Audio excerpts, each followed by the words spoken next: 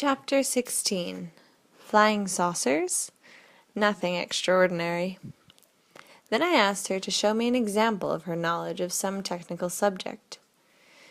You want me to tell you how all the different machines of your world operate? The kind of thing our prominent scientists are only touching the fringes of. Why don't you make some great scientific discovery, let's say? That is what I have been doing for you this whole time you have been here. Not just for me, for the whole world of science, a discovery they would be prepared to recognize. Go ahead, make a verifiable discovery in some technical field, like spaceships, the atom, automobile fuel, since you say it's all so simple. In comparison to what I have just shown you, those fields you mention are something like, to use a term from your language, the Stone Age. That's perfect, something you consider primitive, but at least I'll be able to understand it. You can prove you're right and show evidence that your intelligence is superior to mine. Tell me, for example, what you think of our airplanes and spaceships. Pretty close to perfect machines? No. They are altogether primitive. They only serve to show how primitive the technocratic path of development is. That remark put me on my guard, since I realized that either her conclusions were those of a madwoman, or she really knew far more than someone with an ordinary consciousness could ever imagine. I continued my questioning. What do you mean when you say our rockets and planes are primitive? Anastasia responded after a brief pause, as though allowing time for her words to sink in. The functioning of all your machines, every single one of them, is based on the energy of explosion. Not knowing any more efficient natural sources of energy, you resort to such primitive, awkward substitutes with incredible stubbornness, and even the destructive consequences of their use do not stop you. The range of your airplanes and rockets is simply laughable. According to the scale of the universe, they rise a wee tiny bit above the earth. And now this method has practically reached its ceiling. Do you not agree? But that is ridiculous. An exploding or burning substance propels some monstrous structure you call a spaceship, and the greater part of the ship is designed precisely to solve this problem of propulsion. And what might be an alternative principle of movement through the atmosphere? A flying saucer might be a good example, Anastasia responded. What? You know about flying saucers and their propulsion systems? Of course I know. It's very simple and rational. I felt my throat go dry and tried to hurry her up. Tell me, Anastasia, quickly, and in a way I can understand. All right, only do not get excited. It will be harder to understand when you are excited. The propulsion principle of a flying saucer is based on the energy of generating a vacuum. How so? Be more precise. You have a limited vocabulary, yet I am compelled to restrict myself to it so that you can understand me. Well, I'll add to it, I blurted out in agitation. I'll add words like jar, lid, tablet, air, and I began to quickly name all the words that just popped into my head at that moment, and even let out a few swear words. Anastasia broke in. You need not bother. I already know all the words you can express yourself with. But there are still others, and besides that, there is a whole different method of conveying information. If I used that, I could explain everything to you in a minute. As things stand now, it may take an hour or two. That is a lot, and I really wanted to tell you about something else, something much more meaningful. No, Anastasia, tell me about flying saucers and their propulsion methods. Tell me about energy carriers. Until I understand that, I shan't listen to anything else. All right, she acquiesced, and then went on. An explosion occurs when a solid substance quickly changes under a definable influence into gaseous form, or when in the course of a reaction two gaseous substances evolve into something even lighter. Everyone, of course, understands this part. Yes, I replied. If powder is ignited, it becomes smoke, and liquid fuel becomes gas. Yes, more or less. But if you or your people had pure thoughts and consequently a knowledge of the functionings of nature, you would have long ago become aware that if there is a substance capable of instant expansion and, through explosion, transformation into another state, The opposite process must also hold true.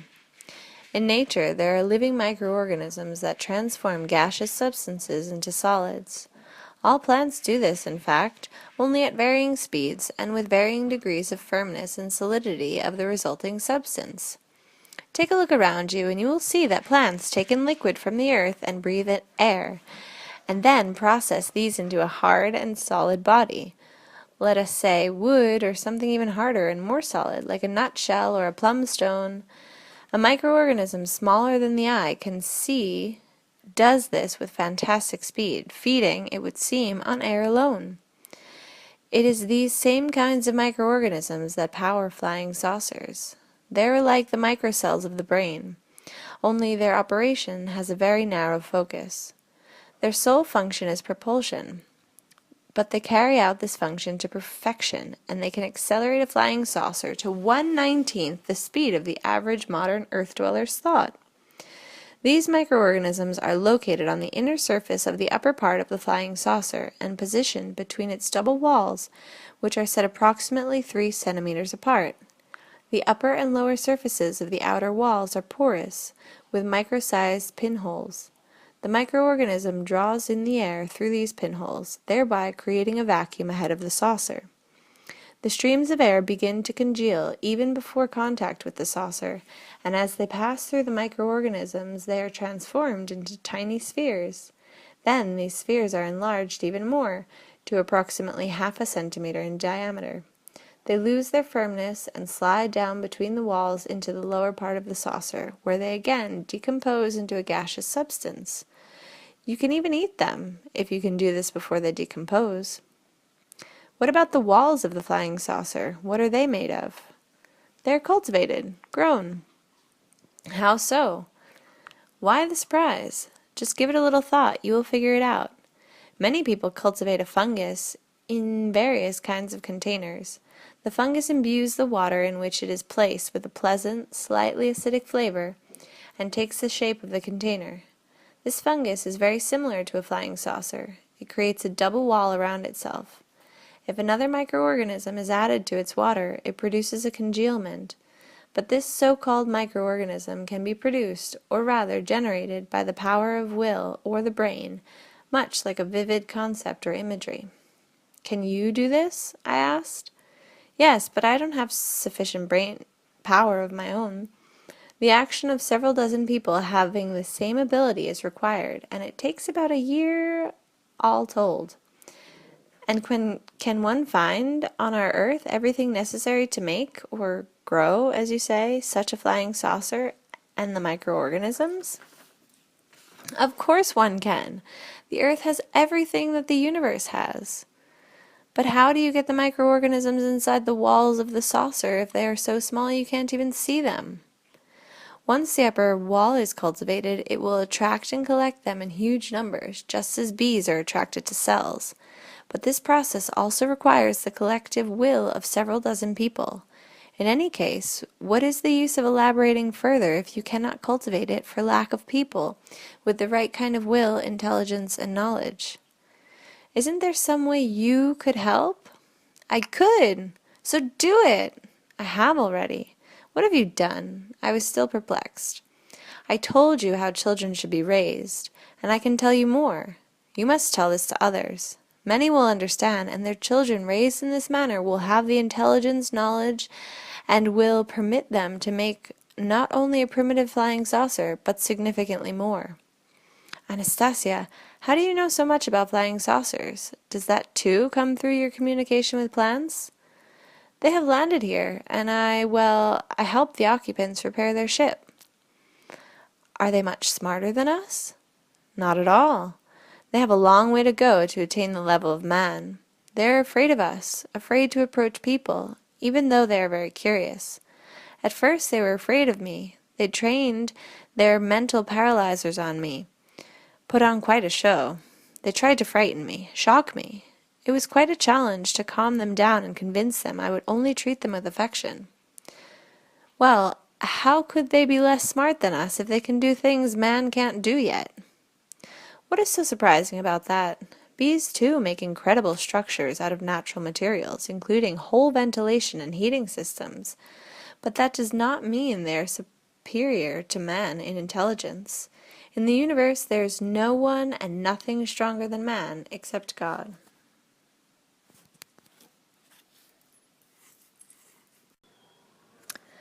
Chapter 17. The Brain, a Supercomputer. The possibility of building a flying saucer greatly interested me. If one examines the principle of propulsion just as a hypothesis, it is still a new one. A flying saucer, however, is a complex machine and is not a high-priority item for us Earthlings. For that reason, I wanted to hear something that would be understandable right away. I wanted a something that did not require any investigation of scholarly minds, but could be immediately put into practice in our daily lives and benefit everyone. I began asking Anastasia to come up with a solution to a question that our society was being confronted with today. She agreed, but asked, "Could you at least put in some more specific terms, this question? How can I solve something when I do not know what you have in mind?" I began thinking. What was the number one problem we face today? And the following terms came to mind. You know, Anastasia, our major cities right now are confronted with the most acute problem. Environmental pollution. The air in these cities is so bad it's hard to breathe. But you yourselves are the ones polluting it. We realize that. Please, hear me out. Only don't go philosophizing about how we must be pure ourselves, have more trees around, and so forth. Just take things as they are today and think up something. For example, how to reduce the pollution in our major cities by 50% without costing the Treasury, the government, that is, any money. And make it so that your plan will be the most logical of all possible alternatives, and that it will be capable of instant implementation so that I and everyone else cannot fail to understand it. I shall try at once, Anastasia replied. Have you specified all the terms? I thought I should try and make it even more complex, just in case her mind and abilities really turned out to be truly superior to what our own powers of reasoning allowed. So I added, and make whatever you think up to be profit-generating. For whom? For me, and for the country too. You live within the borders of Russia, so make it the whole of Russia. Are we talking about money? Yes. An enormous amount of money? Profit, Anastasia. Well, money is never an enormous amount. But I need enough money to be able to pay for this expedition and have enough left over for a new one. And as for Russia? I thought for a moment. I thought, what if Anastasia were even a little interested in the material benefit of our civilization? And then asked, You wouldn't want anything for yourself? I have everything, she replied. But all at once an idea came to me. Something that might possibly interest her. How about this, Anastasia? Let's have your plan make enough money to provide free seeds, or at least seeds at a discount, to all your beloved Dachniks or gardeners throughout Russia. Terrific, Anastasia exclaimed. What a wonderful idea! If you have finished, I shall now get to work. How delightful that sounds! Seeds! Or, is there anything else you wish to add? No, Anastasia, that's enough for now. I felt her inspiration and excitement not only over the task itself, but especially over the free seeds for her Dachniks. Yet I still felt convinced that even with her special abilities, a solution to the problem of air pollution was simply out of the question, else our many scientific institutions would have come up with one long ago. With a bustle of energy this time, not her usual calm and quiet self, Anastasia lay down on the grass, her arms widespread, her curled fingers reached their cushioned tips upward, alternating between motion and stillness, while her eyelids trembled on her closed eyes. She lay there for about 20 minutes, then opened her eyes, sat up, and said, I have determined the nature of the problem, but what a nightmare it is. What have you determined, and what's this about a nightmare? The greatest harm is coming from your so-called automobiles. There's so many of them in large cities, and every one of them is emitting both an unpleasant odor and substances harmful to human bodies. The most frightening thing is that these substances are mixing with earth, or dust particles, and impregnating the dust. The movement of automobiles picks up the impregnated dust, and people are breathing in this horrible mess. It gets swept into the air and then settles on the grass and the trees, covering everything around. This is very bad. It is very harmful to the health of both people and plants. Of course it's bad. Everybody knows it's bad. Only nobody can do anything about it. We have street cleaning machines, but they can't keep up. You, Anastasia, have discovered absolutely nothing new. You haven't thought up any original solution to purify our air. All I did just now was to determine the basic source of the danger. Now I shall think about it further and analyze it. I need to concentrate for a long time, perhaps as long as an hour, since I have never dealt with a problem like this before. So that you will not be bored, do go for a walk in the forest, or... You get on with your thinking. I'll find something to do. And Anastasia withdrew into herself, coming back an hour later. After a walk in the forest, I found her, as it appeared to me, in a state of some discontent.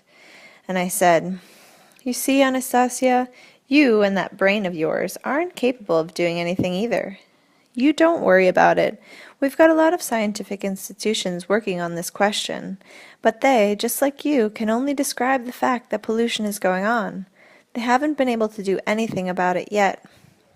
She answered in a somewhat apologetic tone, "I have gone over in my mind, I believe, all the possible variants, but I do not see any way of quickly reducing the pollution by 50%.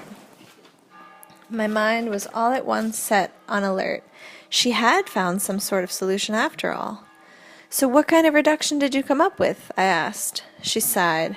"Not that much. I managed to achieve 35 to 40%. "What?" I couldn't help exclaim. "Pretty poor result, eh?" asked Anastasia. A lump formed in my throat. I realized she was incapable of lying, exaggerating, or downplaying anything she said. Trying to restrain my excitement, I said, "Let's change the terms of the project. Let's say 38%. Quick, tell me what you've come up with." "Your automobiles must be equipped to not only scatter this foul dust, but to collect it as well." "How can we do that? Talk faster." "Those things sticking out in front of the automobiles, what are they called?" "Bumpers," I offered. "All right, bumpers. Inside them or below them should be attached a little box with small holes facing frontwards. There should also be holes on its backside so that air can escape. While the automobiles are in motion, air laden with this harmful dust will be drawn in through the front holes, purified, and then escape through the back holes, and that air will already be 20% less polluted." "And what about the remaining 20%? "Right now, virtually none of this dust is removed, but with this method there will be a lot less of it in the air, since it will be collected all over the place every day. I have calculated that in 1 month, with the help of these little boxes, if they are fitted on all automobiles, the amount of polluting dust will decrease by 40%. Beyond that, there will be no reduction, since other factors are at work." "What size of boxes? And what should they contain? How many holes, and at what distance from each other?" "Vladimir, perhaps you would like me to personally attach them to every single automobile?" For the first time I perceived that Anastasia had a sense of humor, and I began to laugh at the thought of her attaching her little boxes to all the cars. She laughed too, delighting in my cheerful mood, and began whirling her way across the glade. The principle was really very simple. The rest was merely a matter of technology. Already, without Anastasia's help, I was beginning to imagine how it could all be. Orders from administrative heads, motor vehicle inspection control, turning in old filters for new ones at filling stations, a system of vouchers, and so forth. A routine regulation, just like seat belts. All it had taken back then was one stroke of the pen, and presto, seat belts in every family car. And here, too, one stroke of the pen, and again, presto, cleaner air. And there would be tough competition among entrepreneurs for orders to supply the boxes. A good deal of work for the manufacturing plants, and the main thing, of course, cleaner air. "Wait," I said, turning once more to Anastasia, who was still whirling around in a boisterous dance. "What should be put into those boxes?" Into those boxes, you will come up with a little something. It is very simple," she replied without stopping. "And where is my money going to come from? And to supply seeds for the Dotchniks?" came another question. She stopped. "What do you mean, where from? You wanted my idea to be the most rational of all. And that is exactly what I have thought up, the most rational solution there can be. It will spread to large cities throughout the world, and for this idea they will pay Russia enough to supply the free seeds, and enough to pay you. Only you will receive your payment under certain conditions. I didn't pay attention immediately to her remark about the certain conditions, but began focusing on something else. So we should patent it? So we should patent it? Otherwise, who would pay for their own out of their own free will? Why would they not pay? They will pay, and I could even set the rates right now. From the production of these boxes, Russia will get 2%, and you will get 1/100%. What's the good in you setting the rates? You do have a few strong points, but when it comes to business, you're still a complete ignoramus. Nobody will pay voluntarily. Even when they're signed agreements, they don't always pay. If only you knew how many there are in our world that don't. Our arbitration courts are overloaded. By the way, do you know what an arbitration court is? I can guess. But in this case, they will pay faithfully. Anyone who does not pay will go bankrupt. Only honest people will prosper. What will make them go bankrupt? Don't tell me you're in the racket business. What are you imagining now? Think about it. They themselves, or rather circumstances themselves, will overtake any cheaters and make them go bankrupt. And then the thought dawned on me. Given that Anastasia is incapable of lying, and as she herself said, the systems inherent in nature do not allow her to make a mistake, it means that before stating any conclusion, she must have processed in her brain an enormous amount of information, made zillions of mathematical calculations, and taken into account a whole mass of psychological characteristics of the people who would be participating in her project. In our terms, she not only solved the most difficult question of purifying the air, but also drew up and analyzed a business plan, and all that in roughly an hour and a half. I thought I had still better clarify certain details, and so I asked her, "Tell me, Anastasia, you made some sort of calculations in your head, figuring out the percentage of pollution reduction, and the amount of money to be realized from the sale of your car accessory boxes, filter replacements, and so forth." Calculations were made, in the greatest detail, and not just with the help of the brain. Stop, quiet. Let me tell you what I think. Does this mean you could compete with our top-of-the-line computers? Let's say Japanese or American computers? But that's not very interesting, she replied, adding, "That is primitive and somewhat degrading. Competing with a computer? That is tantamount to... Oh, how can I find you a good analogy? That is tantamount to hands or feet competing with a prosthesis. And not even a full prosthesis, but just part of one. With the computer, the most vital element is missing. And that most vital element is feelings." I started to argue the opposite, telling how in our world there are people considered very intelligent, respected in society, that play chess with computers. But when this and other arguments still failed to convince her, I started asking her to agree to do this for me and other people as a proof of the possibilities of the human brain. She finally agreed and then made the invitation more specific. "So, I can officially announce your willingness to take part in a problem-solving contest with a Japanese supercomputer?" "Why Japanese?" Anastasia countered. "Because they are considered to be the best in the world." "Well now, it will be better if I do it with all of them at once, so you will not have to ask me again to do such a boring thing." "Great!" I exclaimed enthusiastically. "Let's do it with all of them. Only you'll have to think up a problem." "All right," Anastasia reluctantly agreed. "But for a start, so as not to waste time on thinking one up, let's let them try solving the problem you put to me earlier, and see whether they confirm or refute my hypothesis. If they refute it, let them put forth their own. Let us be judged by life and by other people." "Great, Anastasia, good for you. That is the most constructive. And how much time do you think should be allowed for them to come up with a solution? I think the hour and a half you took will not be enough for them. Let's give them 3 months. 3 months it shall be. And I suggest the judging be left to anybody who wants to take part. If there are a lot of judges, then no one can influence the outcome for their own ulterior motives." "So be it, but I would still like to talk with you about raising children." Anastasia considered the raising of children paramount and would always delight in talking about it. She wasn't particularly excited about my idea of competing with computers. However, I was very happy to have secured her cooperation. Now I want to invite all firms producing state-of-the-art computers to join in a competition to solve the above-stated problem. I still felt I had to clarify a point or two with Anastasia. "And what prize should be offered to the winner?" I asked. "I do not need anything," she replied. "Why did you think just of yourself? Are you so absolutely certain you're going to win?" "Of course. I am man, after all." "Well, okay. What can you offer the firm who takes the first place after you?" "Well, I could give them some advice on how to perfect their primitive computer." "Then it's settled."